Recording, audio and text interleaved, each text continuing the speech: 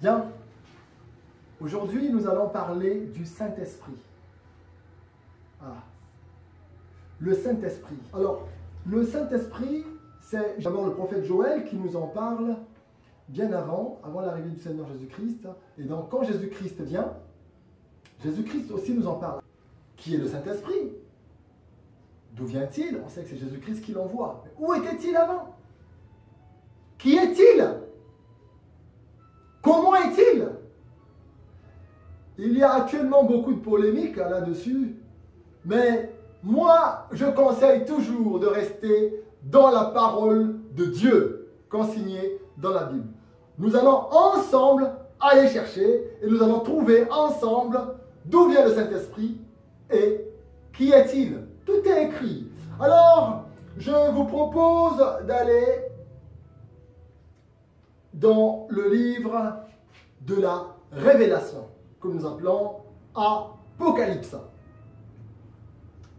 Ce livre, celui qui l'a écrit, a dit, c'est Jean, il dit, révélation de Jésus-Christ que Dieu lui a donné afin de montrer à ses serviteurs les choses qui doivent arriver. Bon, alors donc, c'est un livre de la révélation. Alors le Saint-Esprit arrive, d'où vient-il? Qui est-il? Comment est-il? Eh bien, on a pensé simplement, puisqu'on ne sait pas, allons voir dans le livre des choses révélées.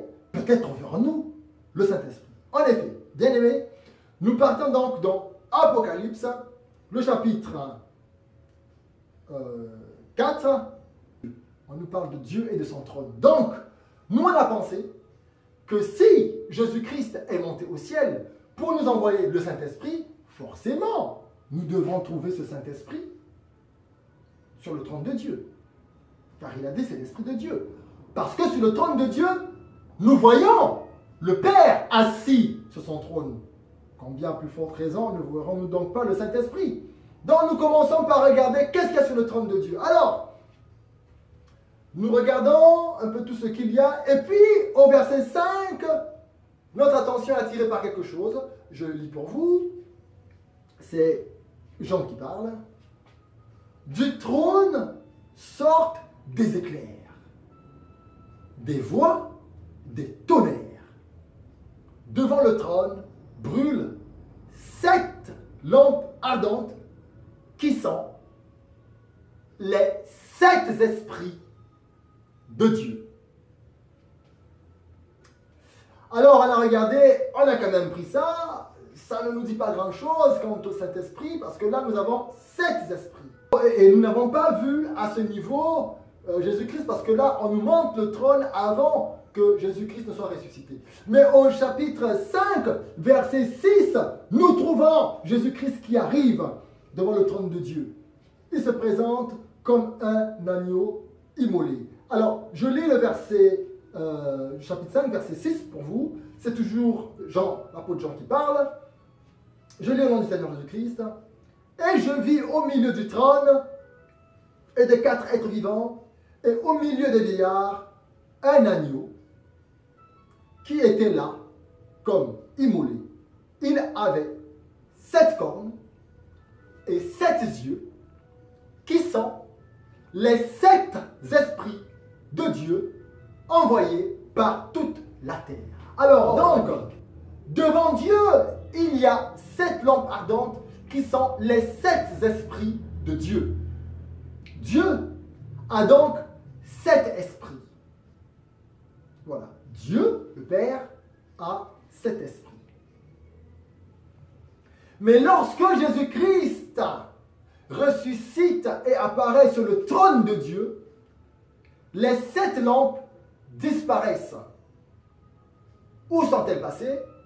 Eh bien, elles sont entrées en Jésus-Christ et désormais se présentent en Jésus-Christ, étant l'agneau de Dieu, sous forme de 7 cornes et 7 yeux. Il est écrit qui sont les 7 esprits de Dieu envoyés par toute la terre. Le Saint-Esprit est donc 7. Il est donc 7 esprits de Dieu rassemblés en Jésus-Christ qui forment l'unité avec Dieu donc par son esprit, par les 7 esprits. Et, selon la promesse, cette unité des 7 esprits, envoyés par toute la terre, nous l'appelons Saint-Esprit. La promesse dit que Jésus-Christ nous envoie le Saint-Esprit, et dans le livre d'Apocalypse, nous constatons qu'il y a bien un envoi sur la terre de cet Esprit de Dieu à travers Jésus-Christ.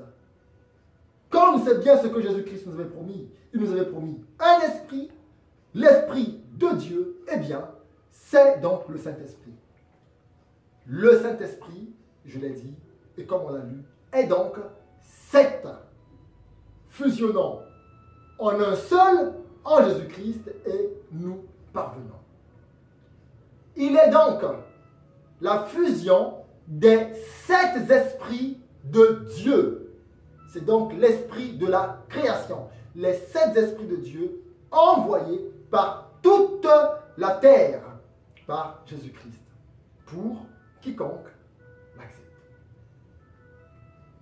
Viendra ensuite, pour ceux qui reçoivent le Saint-Esprit, la question de la mesure, c'est-à-dire la question de la foi de chacun.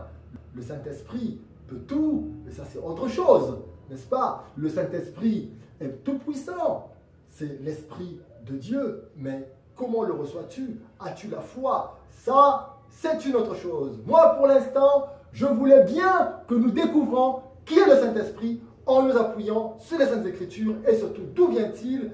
Qu'était-il là-haut? Eh bien, nous avons lu, nous avons trouvé et j'ose croire que nous avons compris. Nous nous retrouvons donc la prochaine fois pour une autre vidéo. Portez-vous bien, que Dieu vous bénisse. À la prochaine.